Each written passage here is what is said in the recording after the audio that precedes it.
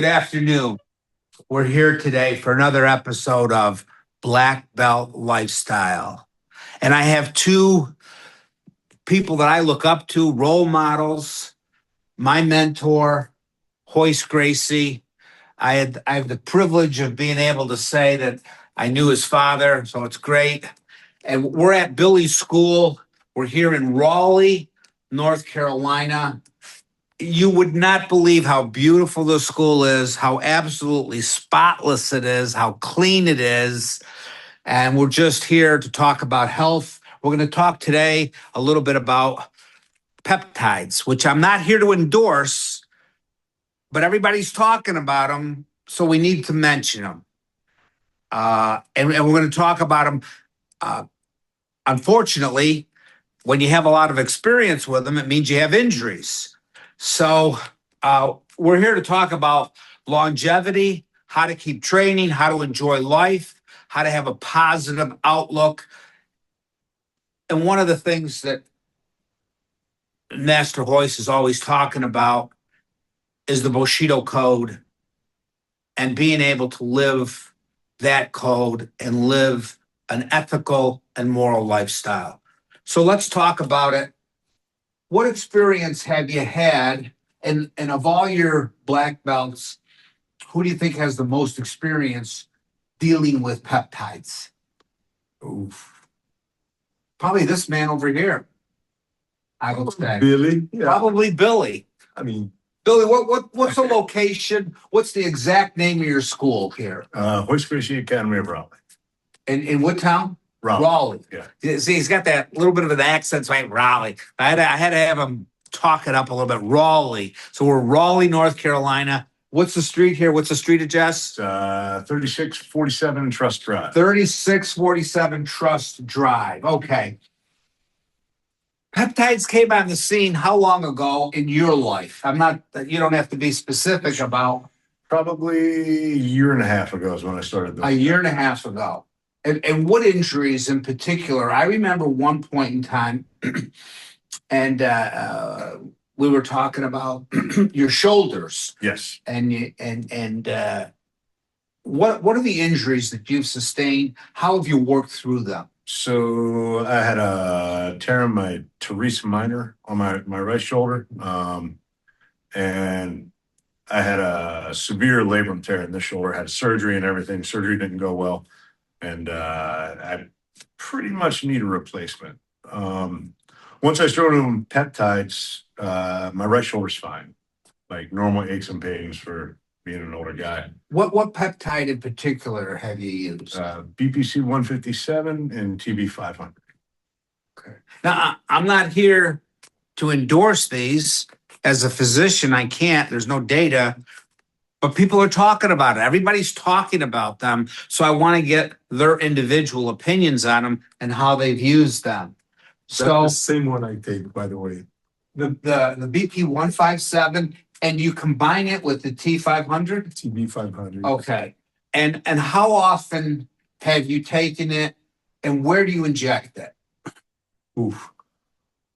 I took for about a month, then stop for a month, took again for a month.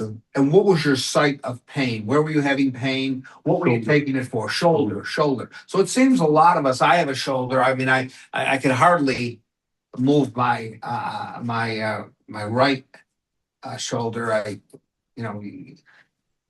Over the years, you've trained with good training partners, bad training partners, knuckleheads, and I've injured the shoulder before, but it seems that a lot of my friends and jiu-jitsu colleagues have had shoulder injuries.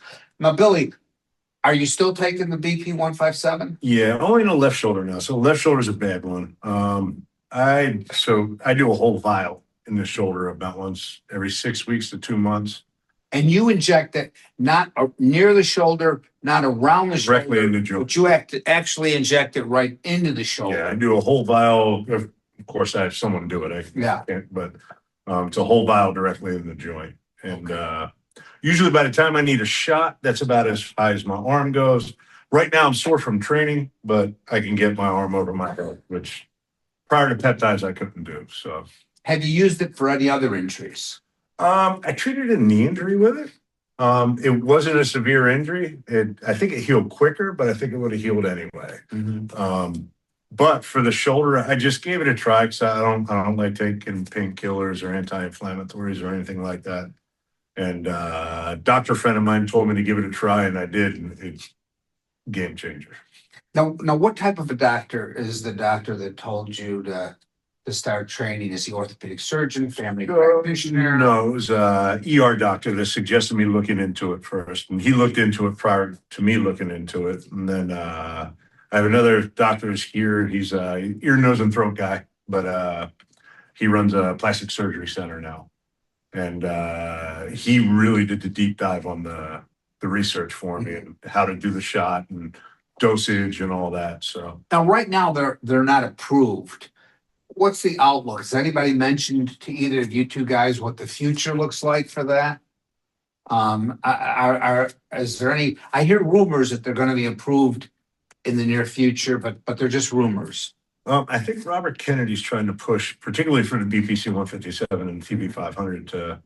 I think it's going to be a prescription thing, which might make the price go up. That'll disappoint me a little bit, but you know, if it makes it easier to get, because even buying the peptides, I had to. Luckily, a friend of mine is she's a biochemist, and she knows all the good labs to get stuff from. And then doctor, of course, was suggesting labs, and you know, left on my own, I don't know what I'm going to get, so I just followed. So those are the only two that you've been using. I tried. I can't remember. GU something. It's a copper peptide, but supposedly it interacts with the BPC 157 and TB 500 to where they don't work as well together. So They don't work as well. that's what I read. Okay. Like, So there's a you're a doctor that doesn't there's a endorse it. and I'm there's a negative reaction. I'm That's waiting. what I've heard, yeah. I'm neutral on this. I'm waiting to see some data on it. I'm waiting to see what happens in the future. But you know, we got to talk about it because everybody's talking about it. It's not like something we can avoid talking about. And you've used it just for your shoulders? Yes, Okay. just shoot right down the shoulder. Now, as you know, I'm a spinal surgeon, so Yeah. I'm dealing with.